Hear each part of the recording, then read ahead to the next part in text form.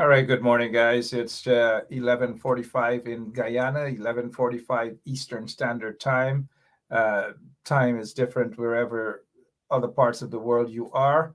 In the UK, it's afternoon, so good afternoon to those folks there. In other parts, it might be evening, wherever you are. Hello. All right, what's happening? It's nomination day in Guyana. Nomination day in Guyana. It's basically where the parties contesting the local government elections will have to present their list, names of candidates who will be representing, for example, in Georgetown, constituency 1, constituency 2, and I think up to 15 constituencies. Someone can correct me there, but either 14 or 15.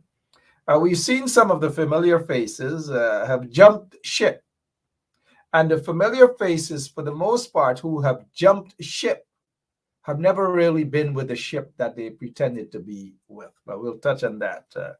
I tell you, the soup is getting hotter and hotter and hotter. Not necessarily sweeter and sweeter, but hotter and hotter and hotter and hotter.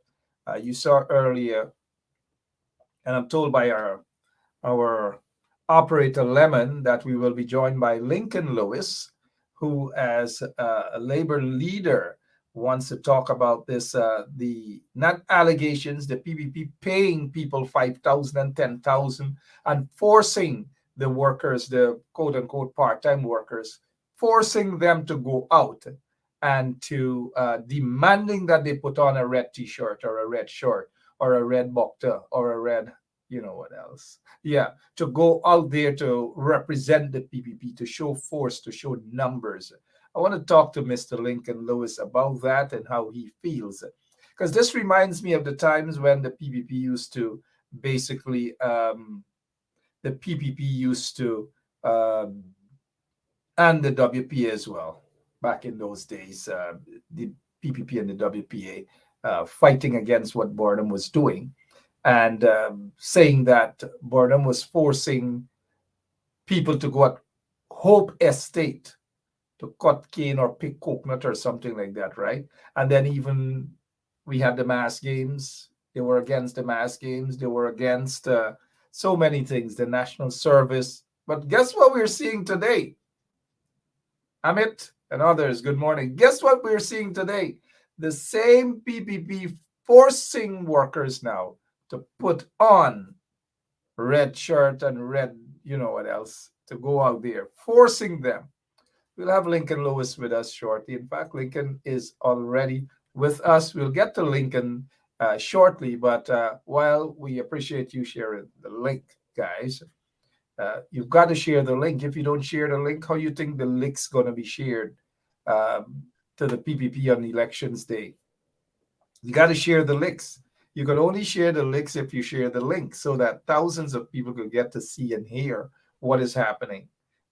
Don't just, I mean, I know some of you are with a nice face. You're like a model. You come and you sit and you watch and share the link so that we can share the links. Don't share the link to the couple of WPA people, who are calling for the boycott of local government elections. The WPA never contested the local government elections ever in the history of Guyana, but they're now calling and confusing support, not their supporters, because they just a couple of them, just a couple. They probably reached 10 by now. Just a couple. You know what I mean? Just a couple. Now, what look at Eglin Gomes. Look at Eglin Gomes. Eglin, morning. Hear what Eglin Gomes is saying, and he's making sense. Millions of taxpayers' revenue are being siphoned off to pay people to support the fraudulent installed government regime or installed government. So true. Millions upon millions. And also, Eglin, they get a lot of soup drinkers too, We know some of those soup drinkers, my friend. We know some of them soup drinkers. Let me don't fool we self. Let me don't fool we self. Now, but thanks, good comment there, Eglin. Somebody deal with Francine. Now, Francine coming, but we will rebuild the WPA. The WP had died and done with since run. Come on. What's going on with Francine, man? Like the nursing home call or what? The nursing home, somebody tell Francine reality, put some reality check there on Francine. All right. But quickly, before we get to Mr. Lincoln Lewis, let's hear what the leader of the opposition had to say this morning at Wolford Avenue. This is nomination day. Of course, we're accustomed to seeing a large number, even on local government elections, nomination day. But I don't know, is it raining in Guyana or something? Let's go straight and hear what the opposition leader has to say. This happened moments ago. Yes, the leader of the opposition is here, and we are still live. Yes, we're live right now. So I need to make a few comments. All right, silence, please. Leader speaking. Leader speaking, no. I need to make a few comments on today's proceedings. yes, First, I want to say to all our supporters across the country that you should not be worried. What the PPP is doing today is using the money at their disposal to appear to have black support. yeah, And just from Mocha, where many of the people there are not from Mocha. My reports across the country is that they did a number of things. One, they forced all the 10-day workers to put on a PPP shirt or they will fire them. And so many of them in Linden, New Amsterdam, Georgetown are wearing a red shirt. We shouldn't be worried about that. That cannot determine how they will vote. That's the first thing we need to know. The second thing we need to note is that in places like Denham, Stell, etc., they have been paying people $5,000 to put on a jersey. Correct. Now, what one needs to recognize is that they have money at their disposal and they are going to use it. But as experienced people in politics, we must stay focused. We know from our support base on the ground that they will support us and we will beat the PPP in all our strongholds and many other areas. Now, what they are seeking to do is I came from Mocha, where Kwame Mackay was trying to create confusion. And I said to my support base there, do not be misled. They are looking for incidents to be able to paint us in a particular way. So let us stay focused. We have been doing our political work on the ground in Georgetown, all around. We'll continue to do our political work, and we are going to beat the People's Progressive. That's right. All right, so there you heard from the leader of the opposition, Mr. Aubrey Norton, addressing the supporters out here on a number of issues. All right. Aubrey Norton there, leader of the opposition. Paying. PPP is paying 40,000, some 10,000, some 5,000. And it's just paying. But I hope what we intend to do here is to have an aggressive campaign from now until the day of local government elections, which is June 12th. You've got to go out in your numbers. You've got to go out in your numbers and vote. You've got to do it. And we will be doing that.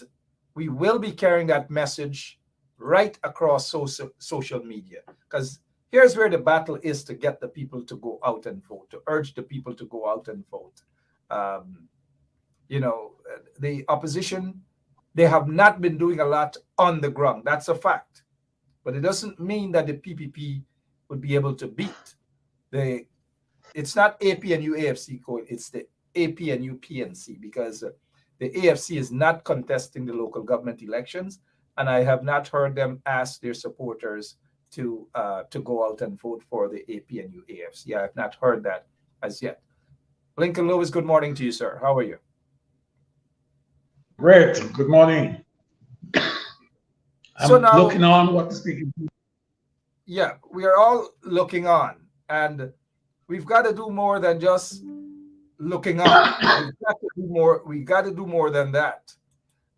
We see what the PPPC is doing with the oil money.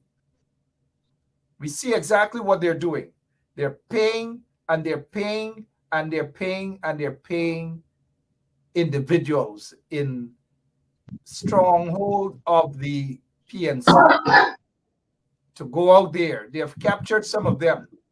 And when I say capture, I really mean capture. They have captured a couple of them. And we know some of them who have been captured.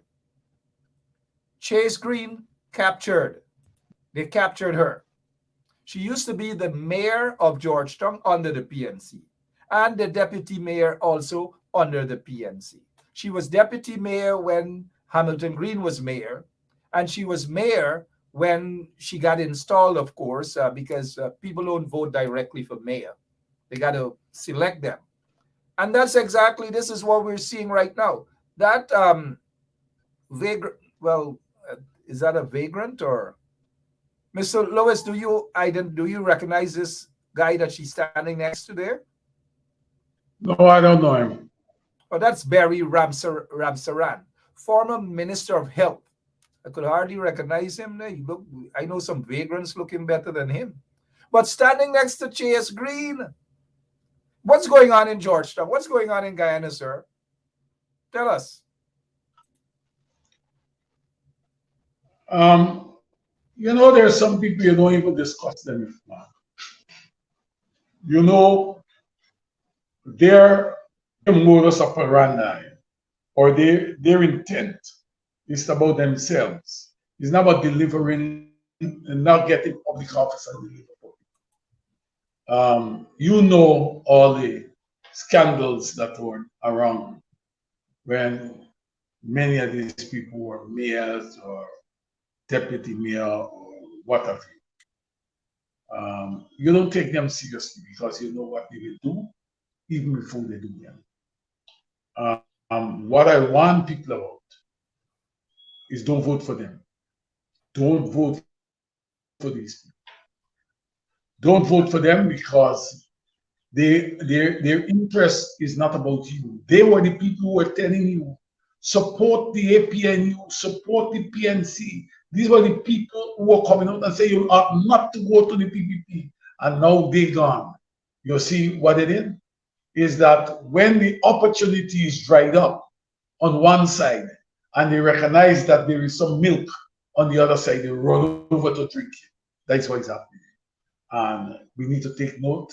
And those people who are there, who will wish that we have a council that look after your interests or our interests, we must forget people like them in this whole process.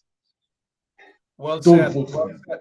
Because they Don't were vote never, for them. in the first place, there's no history that she has done anything for the constituency there. Her constituency, I believe, constituency 14, I do believe.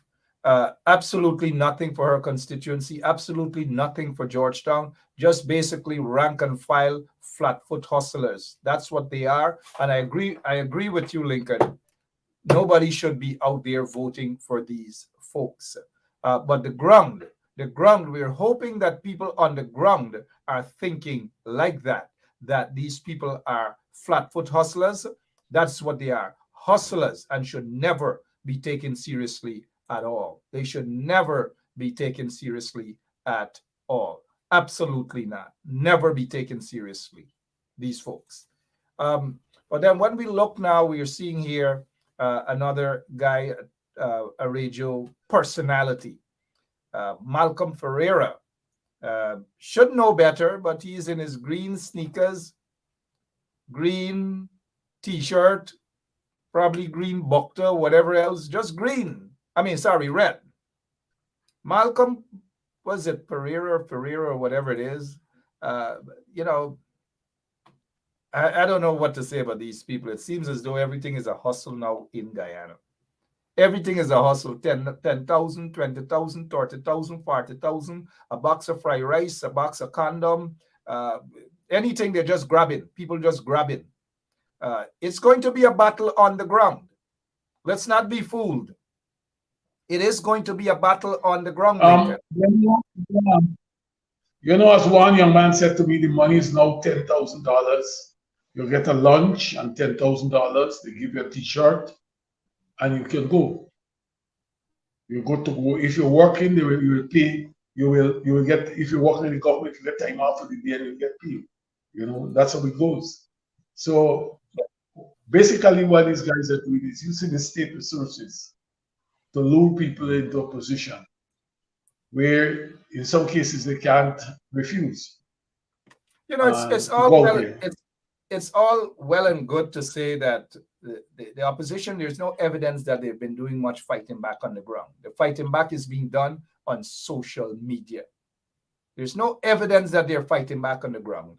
And that is why we say we got to intensify the social media campaign to fight back against what is happening there in Guyana. And hopefully we'll be able to do the trick to ensure that the stronghold of the opposition remains intact, and that the PPP would not be able to penetrate those strongholds with some of the soup drinkers that they now have on their side. The soup drinkers who have done nothing for the people of Georgetown. We will see some of those soup drinkers in Linden. We'll see some of those soup drinkers also in New Amsterdam. Let's get to this. I want to play an audio. It doesn't make much sense anyways, because I don't like to give these kind of folks any sort of attention. But I want you to listen to this voicemail that is being circulated, and let us get your take on it from a union leader standpoint.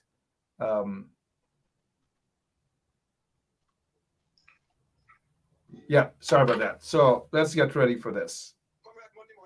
Please be at the party office. The nomination day will be started. We're moving there at 8:30. Everybody getting the day off. So don't worry about the job. We're going to take care of that. So be there for 8:30 Monday morning. Come here at Monday morning at 8 o'clock. Please be at the party office. The nomination day will be started. We're moving there at 8:30. Everybody getting the day off. So don't worry about the job. We're going to take care of that. So be there for 8:30 Monday morning. All right. That is addressing the part-time workers under this corrupt, racist PPP regime. The part-time workers, they're being told in Region 10, Region 4, Region 6, all the other regions that they have the corruption. Don't go out, but assemble at a particular location. Ensure you have on your red shirt and T-shirts or whatever it is so that you can march on nomination day. What is your take on that, Mr. Lewis? The PPP condemn the PNC government for less than that. When the PNC government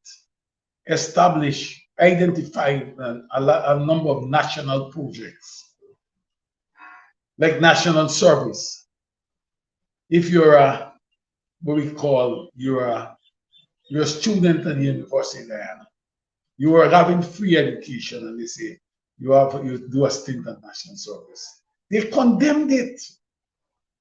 They condemned peaceful militia. They said to the supporters, don't join it. Don't join the army. Don't go to national service. Mass games, they tell the supporters, don't send your students to mass games, your children to mass games. There are a number of national projects that these people they condemn under the PNC. Now, it is not that they are involved in taking people off their jobs for national projects. It's a party activity. Party activity is two separate and distinct issues. And we need to be concerned about that. It is our money. This group is moving to perpetuate themselves in power. The voice that you are there, I know the voice. I know the young man. I know that voice. He grew up in the next street from me in Linden.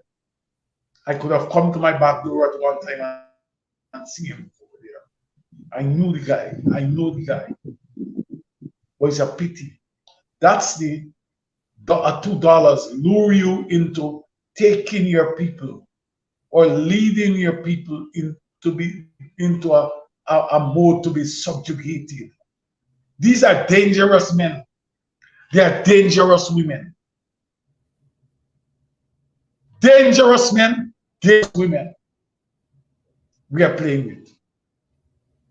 And we need to understand that no struggle has been won with a group of men and women who have one leg.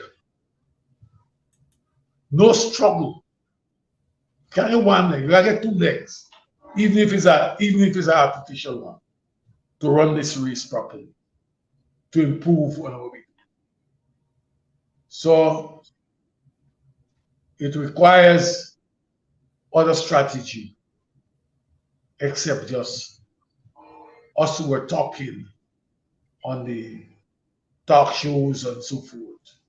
Yes, we're doing a fairly good job, but we need to do a better job as a people, not only to educate our people, but to move this country beyond where it is. These guys don't care. It's about money. As long as they get what they want, they don't care. They're being subjugated. But the money that many of them get in, let me tell you this. Sure. A young man came to me. He said the PPP was trying to get him sometime back to join the PPP. They want to give him a job in a ministry. And it's a big job. It's a PS job. And he was told that, look, you don't get a job. But you got to do one thing, you got to come on the public platform first, and you got to cross the PNC. You got to denounce the PNC, you got to distance yourself from it publicly. That is the sort of humiliation that these people have, that the PPP carries them through. And because when they finish with you, is that you will create so much damage to yourself and your image that you can't even come back. You can't even think of coming back to the PNC and the community that you come from. So what you will do, what will happen to you, in fact, become a pawn. Whatever they do to you, put you at the periphery, treat you anyhow, throw little crumbs at you, you will have to accept that because you can't come back to who you consider to be your family or your kid. That's how they treat you. So today, when they believe that they are glorified, I want to remind them that it's not far from now when they're going to be thrown in the corner and be demonized, and they will have to accept it. That's what I want to see now. Well, definitely after elections, there's no usage for them at all. Absolutely. And some of them might be watching right now, especially those who are being forced to go out there, those quote unquote part-time workers who are getting $40,000 a month. Massive corruption, especially in Region 6. But what's your message to these workers who are reluctant to go out, but because of their fear of losing that $40,000 per month, they are more inclined to just go out because of that? What's your message to them, please? No, my message out there to everybody is that we have to, while those workers, they are not represented by trade unions, the trade unions got to band themselves together with the political operatives, and we got to fight back. This is discrimination. This is abuse. This is the abuse of the privilege granted to the PPP to run this country, right? It's an abuse of it, and it's a violation of our rights as citizens to tell us that for us to earn, we have to be members and supporters of a political party. That's violating our rights, and we need to ban ourselves. These guys, they're vulnerable. What do we have to offer them? Is support and fight back. This nonsense where many opposition politicians are talking when we get into government. We don't want when you get into government. We want it now. People want it now. And we got to mobilize and we got to hold hands across, walk across our differences. And we got to make sure that we deliver for people now. Not only the people who are in the opposition, but we must deliver for those, for Guyanese in general. We need to do that. And I want to tell you something. This issue about people's rights, you don't postpone it until another time. You got to give it now. And the issues of free education and health services must be looked at now. The question of people being employed and being sent home because of political action must stop now. Those are the type of things we must be talking about. We have to start with it. Unless we come out as a consolidated force, these people are going to continue to do what they do. Anytime you're not united, you can be well defeated. And I believe that defeat looms if we do not get united at this juncture. Absolutely. We're getting, yes, I'm not sure how much influence these folks have, but it's just recently that the PPP went into Agricola. They gave some contracts worth about, let's say, $23 million, Guyana dollars. And some of those folks who got the contracts are questionable characters. But we're not hearing about that. They're going into these communities and looking at those folks who have what is it? A record, a criminal record. And they're the ones that the PPP basically they're associating with. We see it, it's evident in other regions and other communities outside of Agricola. But this young man, this is not to say that this young man is part of that I just mentioned. But this is a national footballer, Jeremy Garrett, who was just last week issued a cleanup contract for about 20,000 Guyana dollars. Cleanup, where he alone got that contract for 20,000, but for the entire Agricola, it came up to 23,000 divided by a couple of them, maybe 8 or 9 of them. And so this guy got about $4,000 to $5,000, where he has to now get a couple other youths in the area, maybe 20 to 50 other youths, and pay them $2,000 and $3,000 to clean drains and clean gutter. And as a result of taking on that task, to clean drains and gutter, because that's how the PPP view these guys as, nothing worth anything more than cleaning drains and gutter. He now was forced to put on a PPP t-shirt, and here he is now, nomination day. How insulting is this to especially persons of African descent?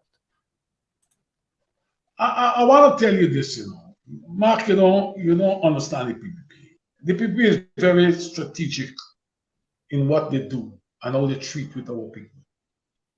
And the faster we can come to terms to understand that, Black people can go, African people can come to terms to understand that, the faster we will distance ourselves from the PPP. Let me tell you something. Let me give you an example. The PPP is not coming after Lincoln Lewis or the ancestors of Kojo McPherson at Kingley because they really want the land. They are coming after it because Lincoln Lewis is the face and the voice that stand up on behalf of the family. Lincoln Lewis is seen as an African man, a strong African man. If they can defeat Lincoln Lewis and the McPherson family, right? He will give them an entree or give them the opportunity or embolden them, in fact, to take away all the ancestral lands from all the other African communities. The faster we can come to realization that what they're doing is demeaning us, it will be better for the community. But many people do not look beyond the dollars that are being flashed in front of them. They don't realize that they're taking their own family and friends back into a state of colonization. The people don't care if we talk.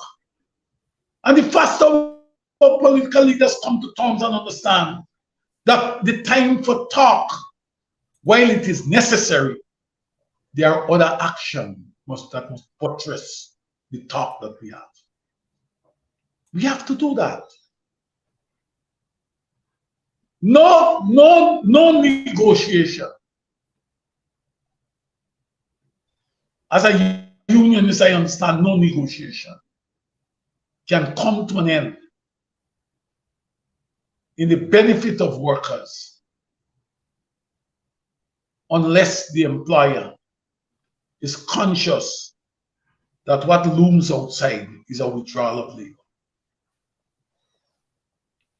No negotiation can come to an end in a favorable manner on behalf of workers unless those things happen. And transfer that to the political scheme and see what it is. We have to start. I don't understand they give how many contracts inside the town, agriculture. But what they give them for us to clean drains? Are those the only things we can do? Huh? Are those the only thing we can do?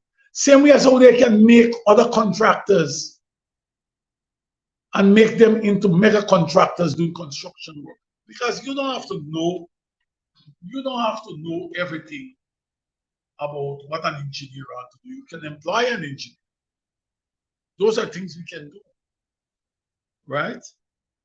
Providing that the funds are there. But they will not give us something. When they give somebody a big contract, that person has to find a piece to pay back.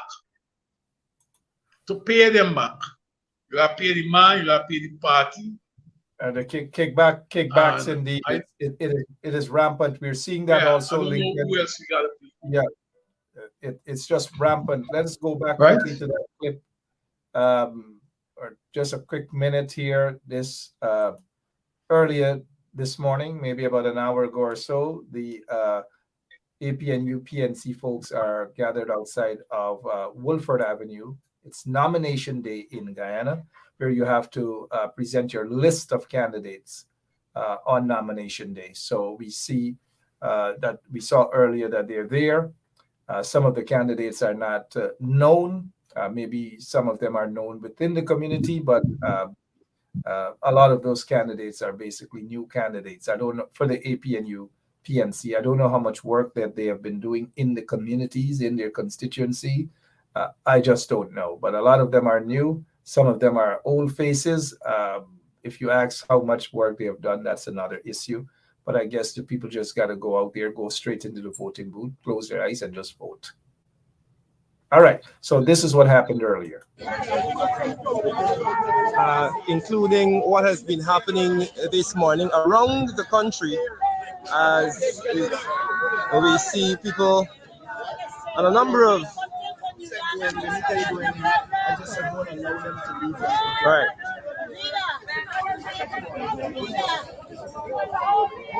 Right, so keeping our eyes on the issue, the list for the APNU AFC would have just gone in.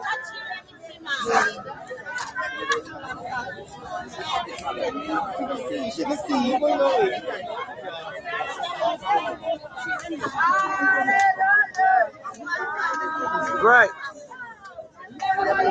So if you're now joining us, we are live outside of the Critchlow Labour College on Albert and Wolford Avenue, where nomination day 2023 for local government election is taking place. We just heard from the leader of the opposition there about a number of issues being that they're keeping their eyes on around the country as a number of things are happening. We have constituency 4, Javon Mohammed, and all the constituencies have their. No, we're live. Yes, we're live. Okay. So we continue to move around, continue to talk to the people. All right.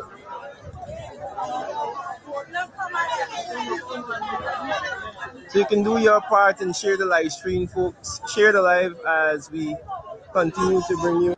As we are seeing it there, it happened earlier. What is your take, Lincoln, about today's turnout? Are you impressed?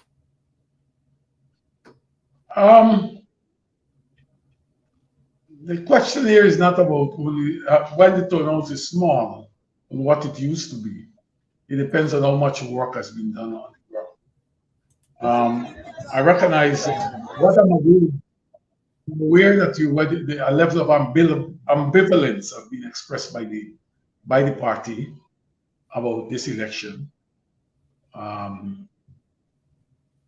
now, I'm not clear of what has been the strategy being put in place to deal with the outlying the NDCs on the East Coast, West Coast Mobies, East Bank, West Coast Demara.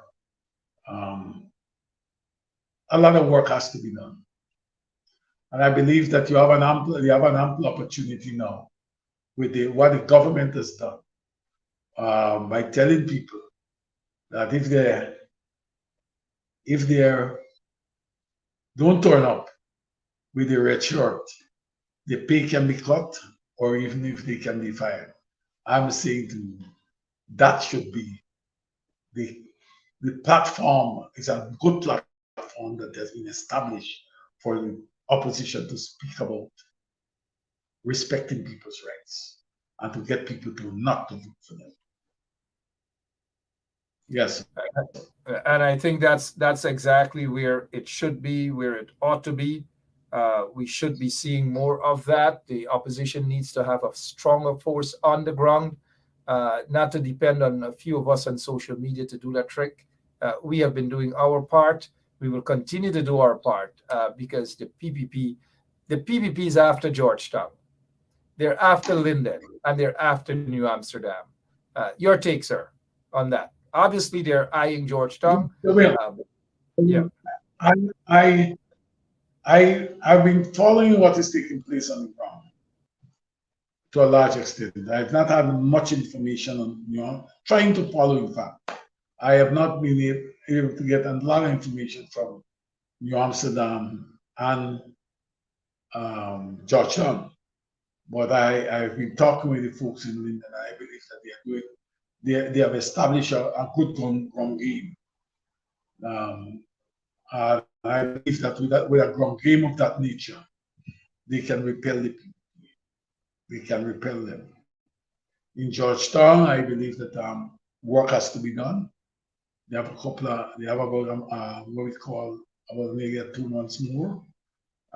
They have to start running right now, and the message needs to be very focused and lethal. In repelling the people. Something has to be done. They can win back Georgetown, and they can win with a bigger win more seats than they had they won the last time if they play the game right. Playing the game right, billions of dollars, oil money, hundreds of millions being squandered off into the pockets of cronies of the PPP, and crumbs being thrown onto these individuals who now put on a red shirt and they're walking, pomposetting themselves. It's a psychological war game that is being played. And folks in the opposition should not buy into that psychological warfare. You have the likes of a Patricia Chase Green, you have the likes of a Malcolm Ferreira or whatever era, decided to jump ship for a couple plantain chips in a bowl with a little sour. And then we have others now. You have, for example, the Chase Green who lied to the people that she was PNC, just got whatever she could have gotten based on positions. And we see people just are more interested in positions. That's why we've got to be careful. Aubrey Norton has to be careful. Don't just ask for someone to be selected or installed as the next mayor, and then that person has what it takes to turn out to be a traitor like Patricia Chase Green and others. Aubrey Norton gotta be careful as to who they are going to select to be the next mayor of Georgetown once they win. The same for New Amsterdam, the same for Linden. They gotta be very careful with this here because we're seeing quite a few of the PNCR guys. Well, Don Singh there was basically a jumping ship, just a ship jumper all every minute and jump this ship, the ship. But then you have a Chase Green, a ship jumper, and then you have Trisha Richards, PNC councillor, PNCR, APNU-AFC councillor, and then you have Malcolm Pereira or Ferreira. Well, Malcolm basically PNC, 1 foot in, 1 foot out, but he operated an independent group that got a seat. He's representing the Alboistong area. The PPP has been buying a lot of votes, a lot of people out in terms of giving them money for drainage, because that's all, like you said, they're worth, according to what we're seeing. These young black men in Alboistong, Agricola, they're only worth drainage work, to go in and clean a gutter, clean a drain. But we're seeing these individuals, Malcolm Pereira, Trisha Richards, Patricia Chase Green, well, dancing like all over the place. I don't know, but lots of work. Have they been doing the work on the ground, the opposition that is, to put a stoppage to these sort of psychological warfare that we're seeing coming from the PPP and buying over some of these weak hearts? Let me point out to you, this is about money. This is about big money.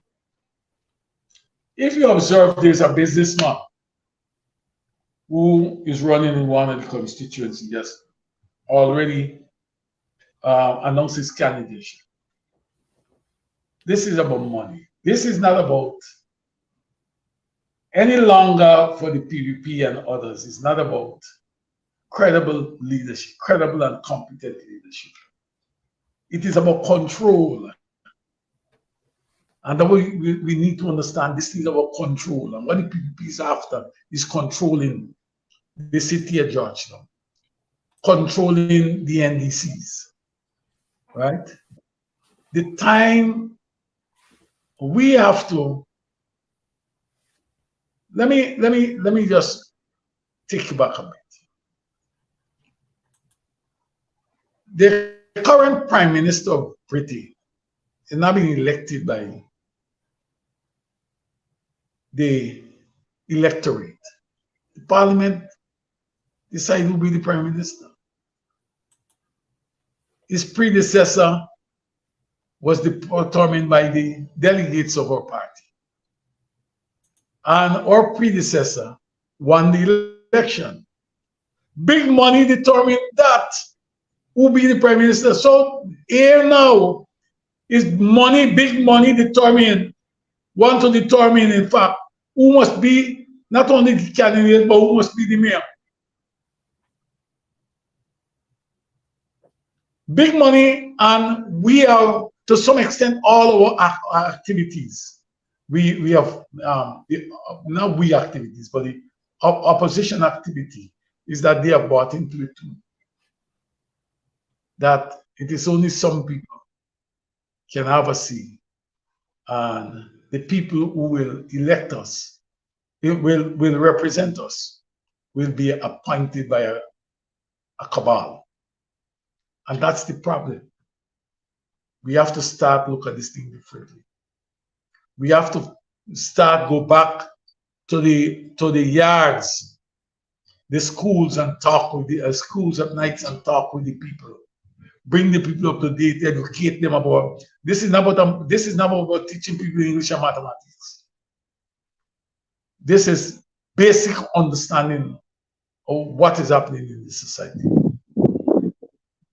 Politics and money breed strange bedfellows. When you throw back Chase Green, and what the former minister, Berry. Very tell slap you and strip. Very slap and strip. that the two of This them is a would have man. been Yeah. holding hands. Politics. That's the story. Politics indeed. Lincoln Lewis with us. It's nomination day in Guyana. All of the parties have to submit their names of representatives for the local government elections to elect their councillors.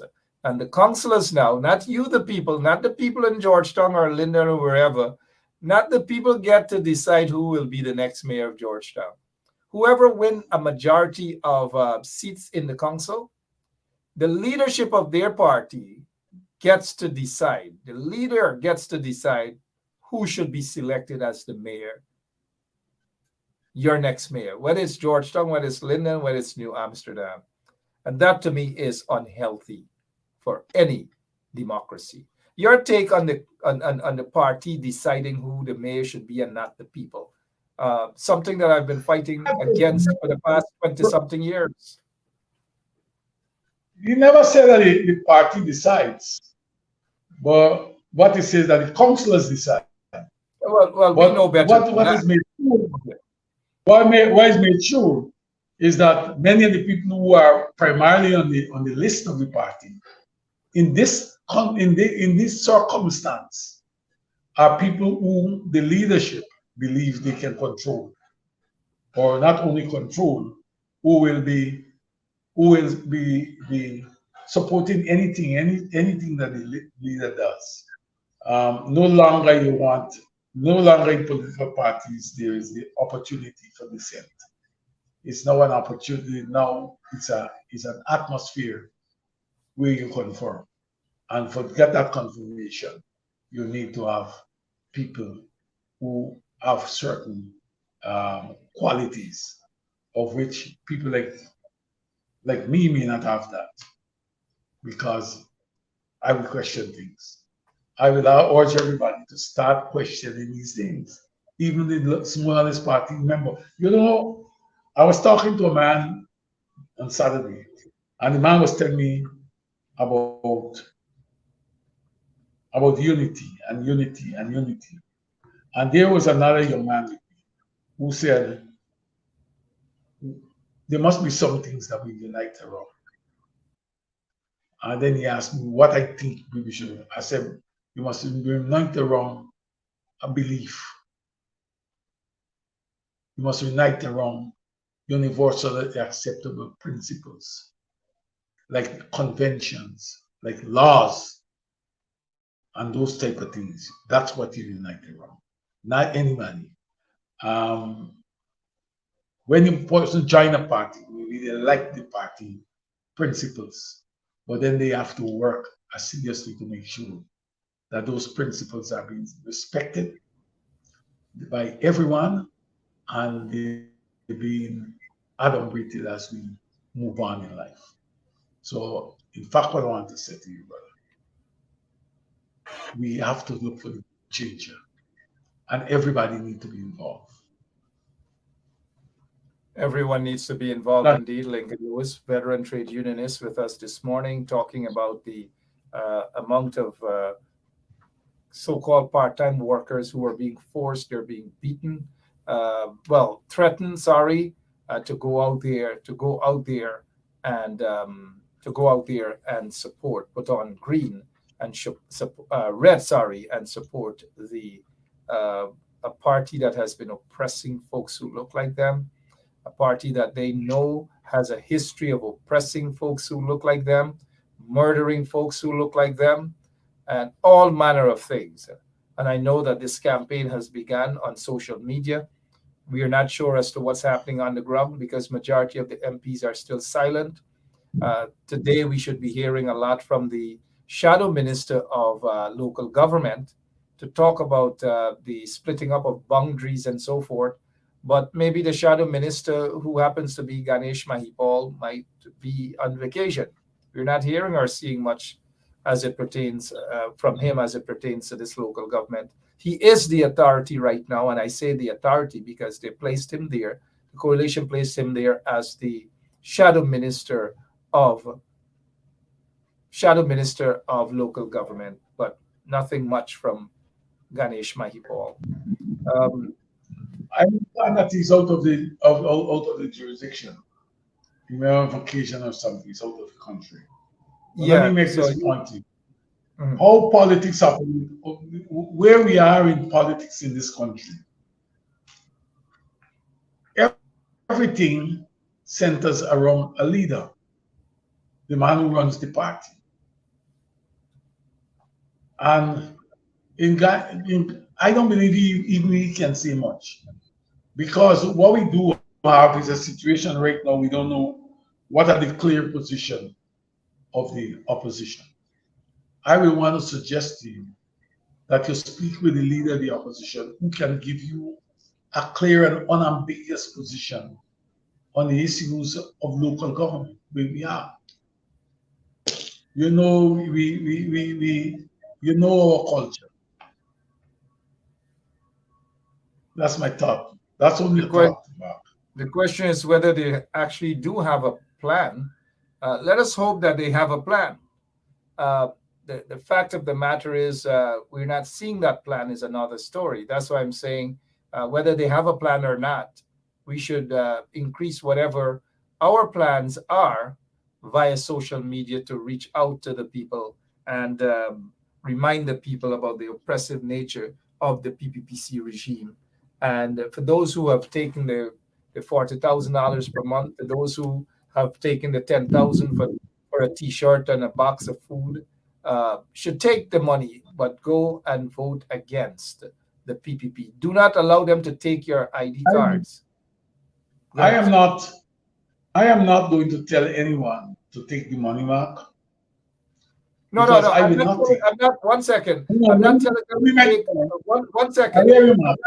I'm not telling them to take the money. I'm not telling. I'm just going to call name randomly, whether it's Josephine, Stephanie, Barbara, whomever. I'm not telling people to go out there and take the money. All I'm saying is if they have already taken the money, you can't tell them to carry it back. If they already took the money, then spend it, but just do not vote for the PPP. When nomination day is over, go to somewhere, a car spray painting place, and spray over your red T-shirt all over green. And do some garden work with it, or whatever color you want to spray it in, purple, whatever other color. So do some gardening work with that. But go ahead, sir.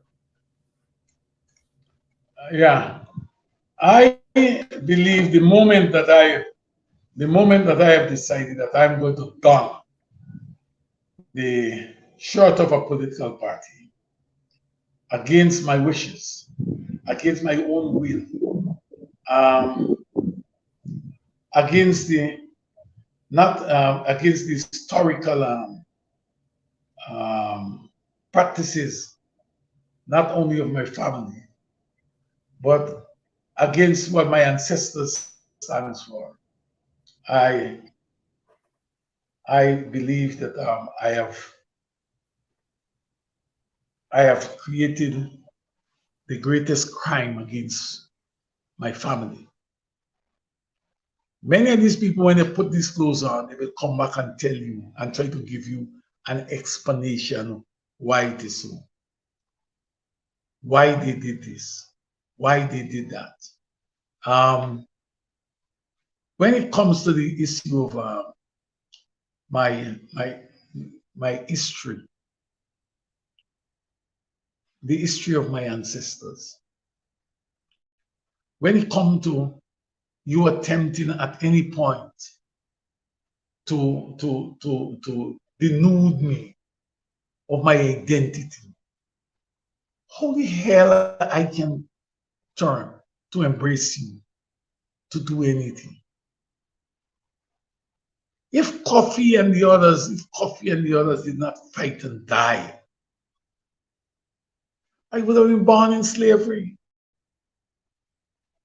What these guys are doing here is saying to to the African community that when it comes to lands on on coastland, you're not entitled. If you want anything, you go into the mid savannas to plant something.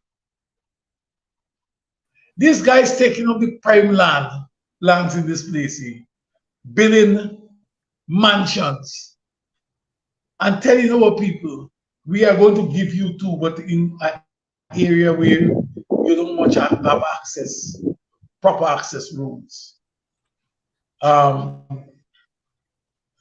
The 2 bedrooms are smaller than smaller than their library. There are a number of things, and people feel comfortable doing that. You know what we are doing? We are prepared, many of us are prepared to live on our knees at the expense of being told that you're a good man, you're a good woman. We are prepared to when we meet the same people and they talk to us, we bend down our faces. We don't look at them, we can't look at them in their eyes.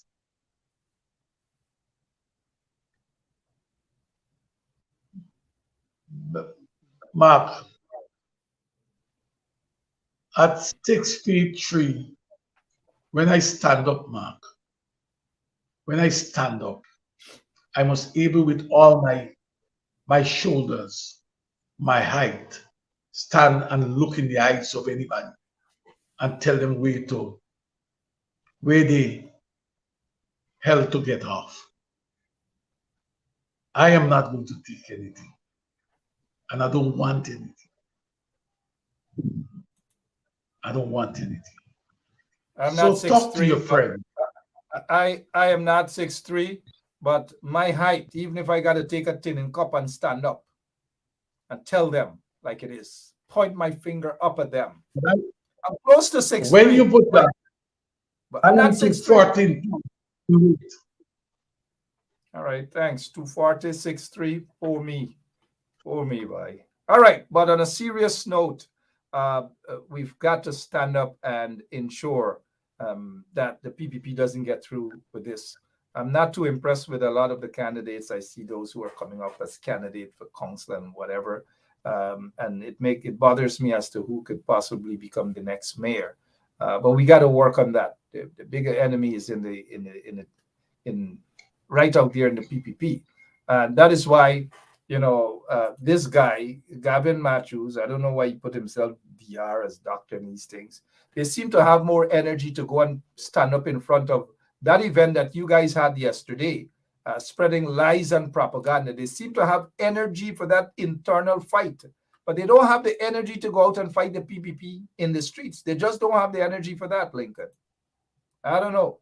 What was so wrong about what that guy, this guy here, whatever is some Matthews or whatever, did yesterday in painting?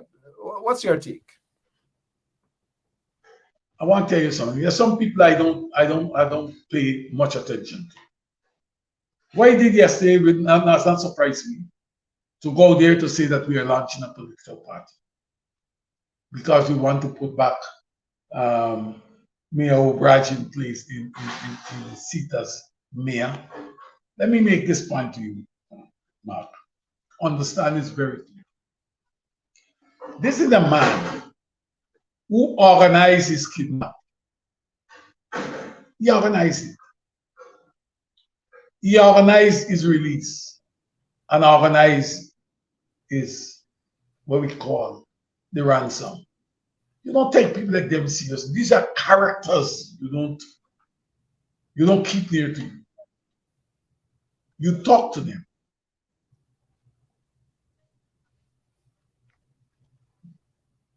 They are more dangerous than a man who go and pick a pocket. Think about it. I don't know who is speaking on behalf of who tell him to go and do that. But we were in there and we pay him no mind. And when we started our program, like what was done at Golden Grove 3 weeks ago, it was done yesterday. We call on people to go out and vote. Let them vote, because Critchlow fought for it. Absolutely. Critchlow fought for it. Misguided individuals. And I'm going to tell you something. One vote. Let me make it again. The person who there will want to give, where is some section in society trying to give credit to that cause one man, one vote, I'm going to tell you something. When that person was born, he was 8 years old. In 1926, when Critchlow hit the hammer and started the journey for one man, one vote and internal self-government. These dishonest people who want to rewrite history. And if Critchlow, I am standing on the shoulders of men like Critchlow, either Polydor, Cambridge, Verbeek, and others.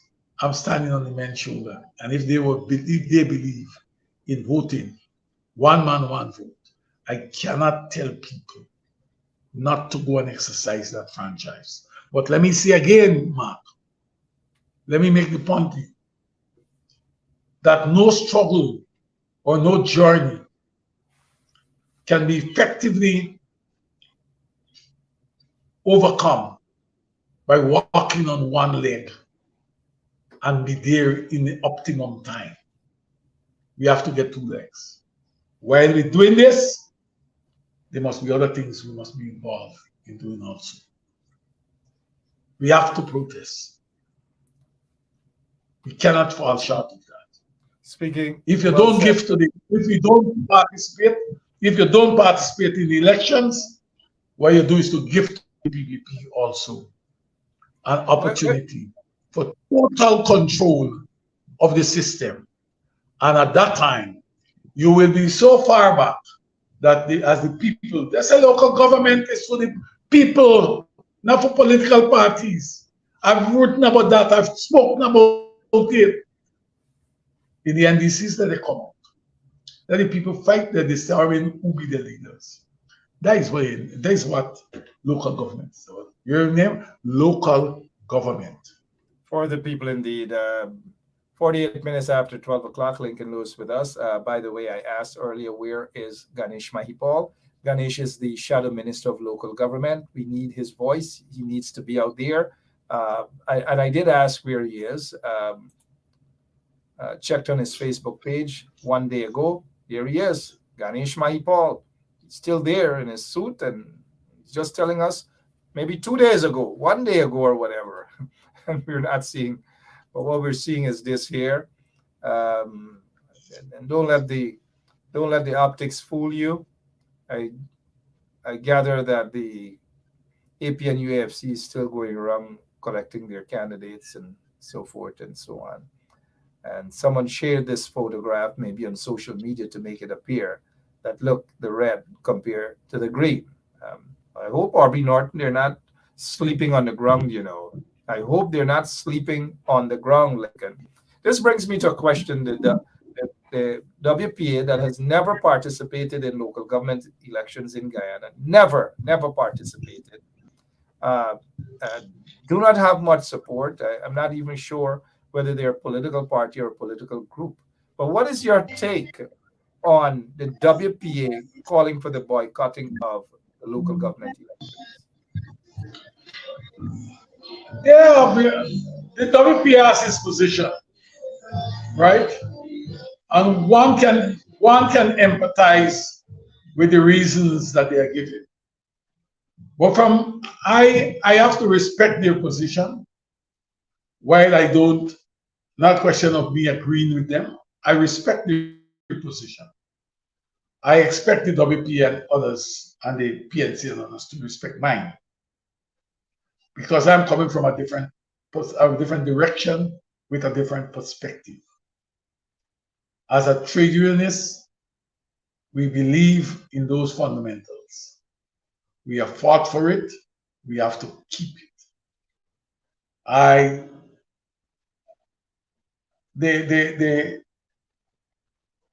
don't know what the support on the ground is with the WP as it relates to the question of elections, participating in elections. But I know that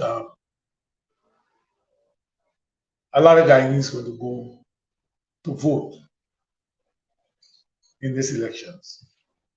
And we must encourage them, and not only encourage them, but to help them to not only to vote, but to make sure that they protect their votes at all, make sure their votes are counted, and more so, make sure that those who are not eligible to vote go in there and vote.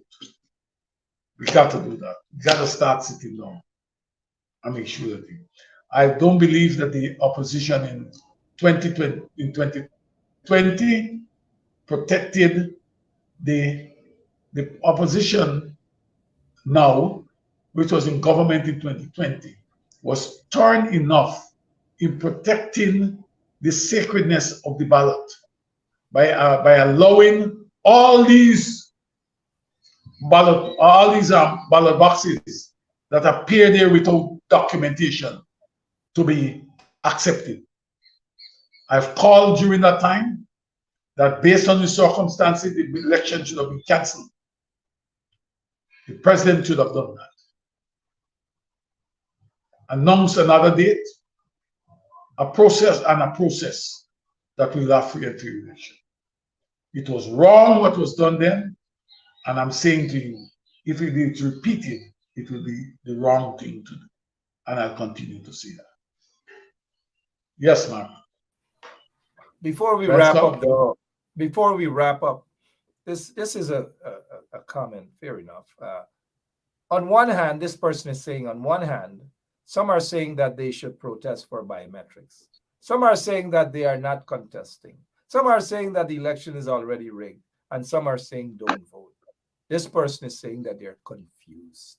How confusing is the message, this mixed message, especially amongst the opposition parties and opposition political groups and so forth? How confusing it is, sir? Nothing is wrong. I don't see anything. I don't see why it's confusing. Pressing for biometric is an issue to sanitize the elections. And I believe they must be pressed. You must press for them for such thing. But not in the manner how Nandaland and them want it to be done. We have to press on. They are all issues that are germane in our process of balloting. But right now, you don't have the biometric. Are you saying because in the absence of biometrics, you're not going to vote at all? Are you saying that you don't have faith that you can fight on and have a change now or improve in your standards? These are things that need to be looked at. I am not guided, or I'm not guided, in fact, by just what the opposition politician sees or the government. I am guided on a principle. As a trade unionist, we fought for it, for the people of this country, and we must not give it up. Fair enough. But it can be confusing, though, if some set of the opposition, however small they might be, maybe 6 or 5, and then you have the AFC now, however small they have become. The AFC is not contesting, but they're not urging people to go out and vote for anyone. The WPS small group are saying altogether boycott the elections. How? I mean, I see that as confusing the minds of those in the opposition, those supporters who want to go out and vote. And I know thousands of them, regardless of whatever problems they might have in the coalition, thousands of people ought to go out and vote against the PPP. Go out and vote against the PPP. I see it as very confusing. But before we go, Lincoln, and I respect your position, sir, but before we go, I know you've had a land issue where Jack Deere, Anil, and all of these people have been bullying your family for Kojo McPherson's land. What's the latest, sir? Let me point out to you, last night they went there, Mark. They went there last night and they broke down sections of the fence. We've been a concrete fence there, you know. Broke down section of the fence. Took out some pipes that we had. Took it to a house opposite where it is. A minibus came there subsequently, and my members of my family saw it and thought that it was something strange, that it was coming in another street away from there. And two of them went down there and intercepted that minibus. And when they intercepted, all the pipes that were removed were in the minibus. They took the driver because they know him. They took his photograph. They took the bus number and everything. And they went to the police station, you know. You know what the police tell them? The police tell them there's nothing they can do because this matter here is a sensitive political matter and they can't do anything. And the guy said to me, they said while they were there, it started yesterday, and while they were there, one lady was making a report against one of my family. And when the guy said, okay, you come to break our fence, you walk in there and you want to put up a fence within our fence. He said, when the girl turned and said, Nandalal, tell me that we can go and do that. That is not arrogance. I made the point earlier, you know, they feel that if they crush me, they will get the whole black community, the African community to do what they want to do. They'll be able to do it. They are wicked. I understand that the same police that calling me and want a statement for the last 3 weeks, 2 to 3 weeks, they want a statement about what we're doing. Now they have something on their hand and they don't want to move on it. But why would the police want a statement from you guys as to what you guys? It doesn't make sense, and obviously it's corruption from the Jack Deere to Anil Nandalal and these guys there. Look at what you are presenting: legal documents. Your family presenting legal documents, ownership of that land. These Kunumunus have not presented anything. Lincoln, we will be watching. Care. Yeah. Okay. It's me.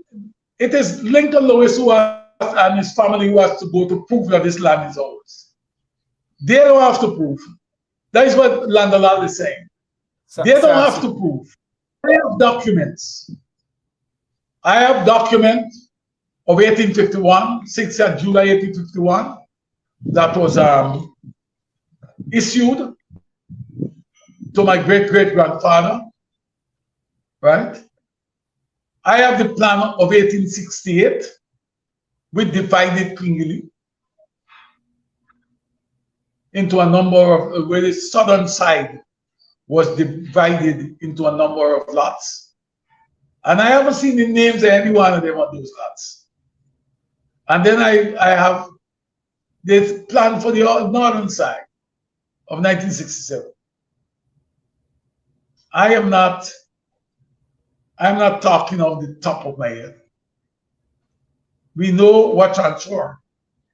And when you go to the village office, the neighborhood Democratic Council office, the plan that is in there speaks to the northern side of Kwingili as Kojo Park. Kojo Park. You didn't get James, Britain, Ferguson, Baird, or anybody. You know, and that's why you guys have to stand up and fight back for your rights. and fight back for your rights. The people, Anil and Jagdeo, are No, encouraging those. let me tell you something. They can talk what they want to talk about us and me and land.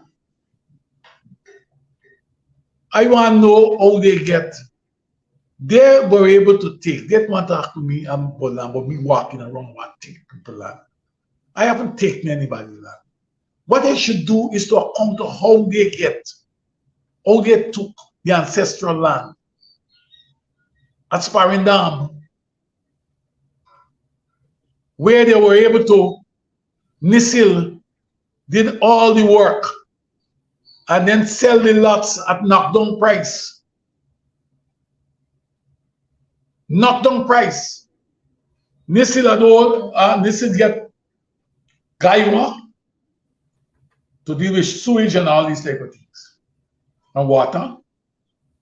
They get the NDC to approve what they're doing.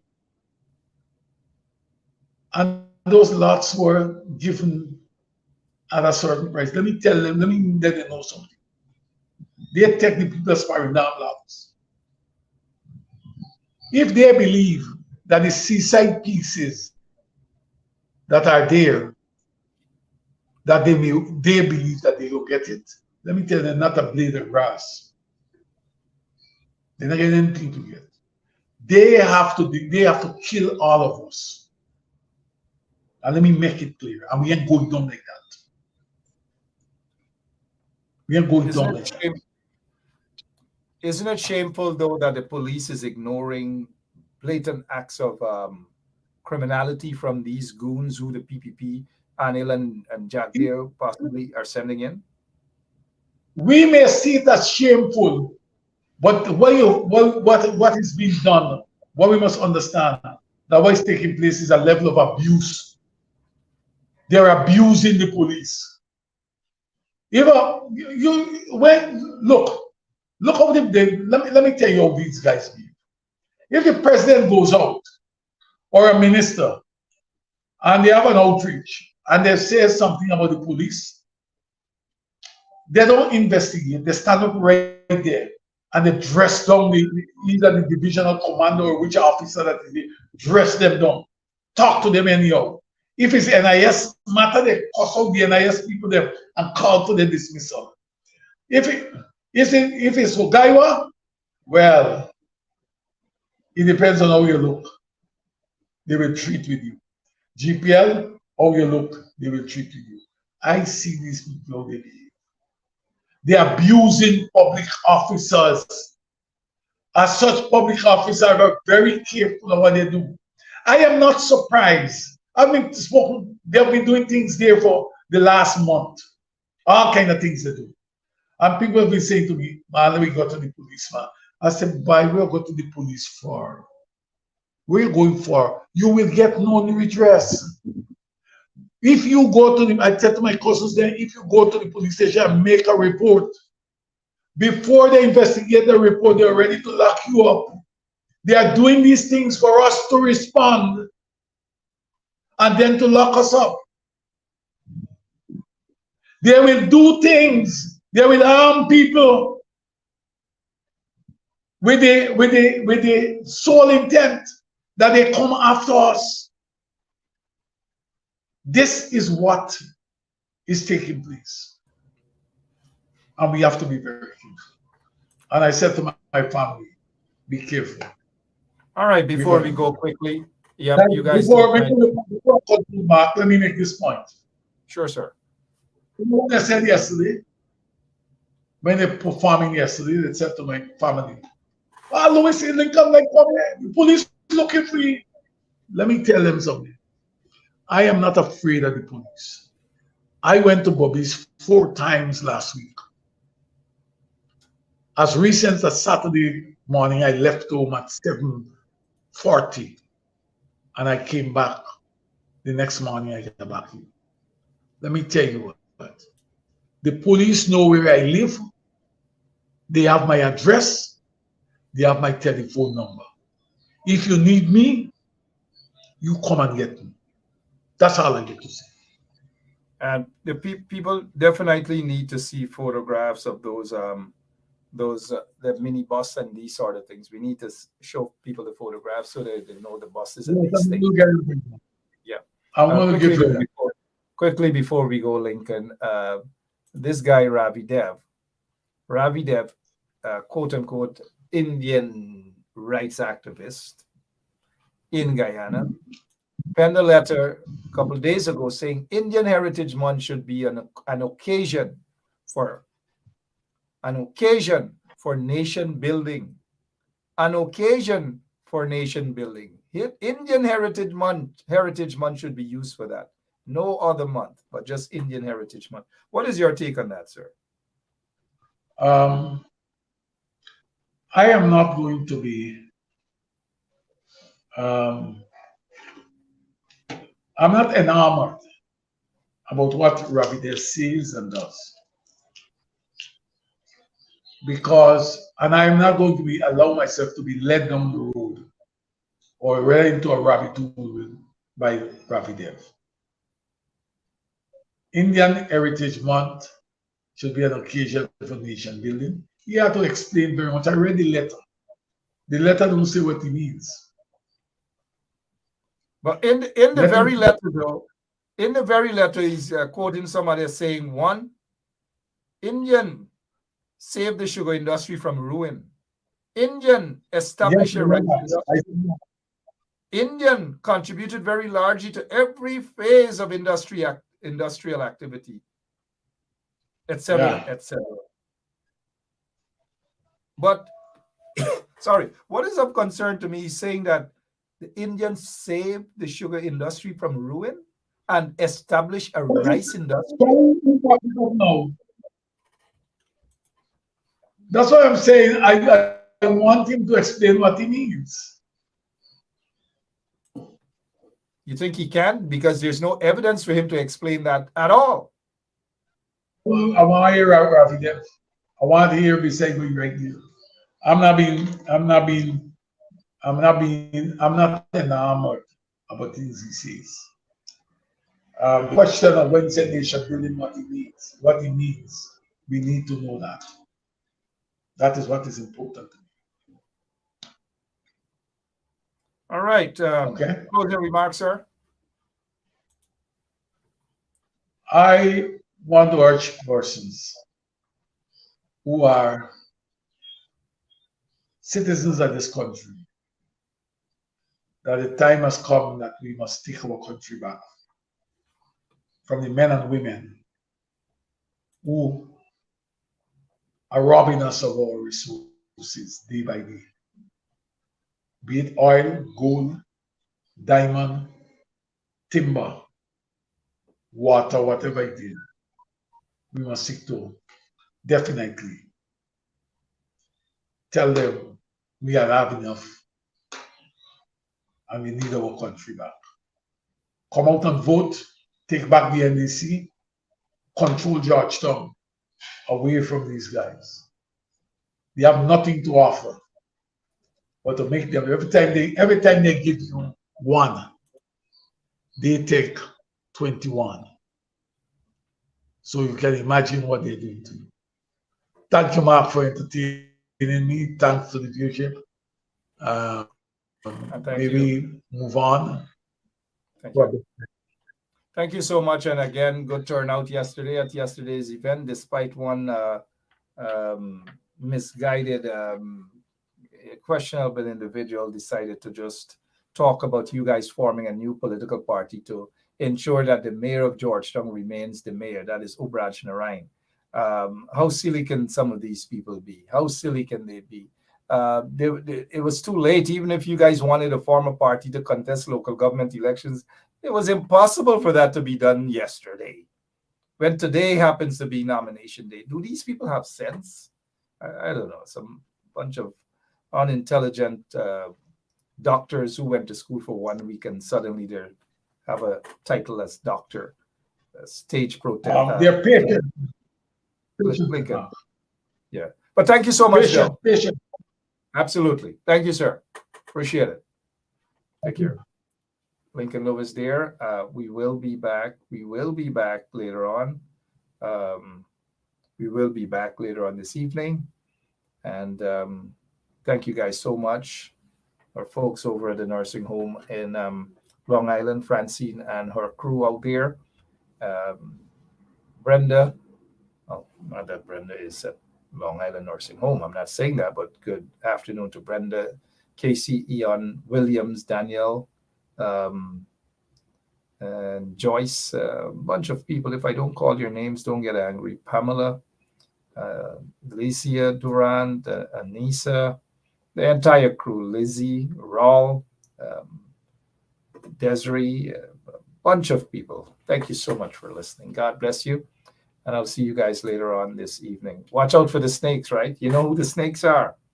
Call your relatives, call your friends, because we can depend on the coalition to do this work on the ground. A lot of them are missing in action. A lot of them have been inactive, on the ground. And we've got to play our part, because thus far the battle has been won through social media, through a few of us and many of you guys who continue to blog and share our programs. We are the ones who are carrying that battle. And mind you, I'm being more and more brave in terms of saying that outright. And we want to be able to do that for this local government elections to carry that battle on the ground via social media. We can do that. Let's not sit and depend on those guys on the ground to do it. God bless you all. See you soon. And watch out for the soup drinkers then. The bowl is red.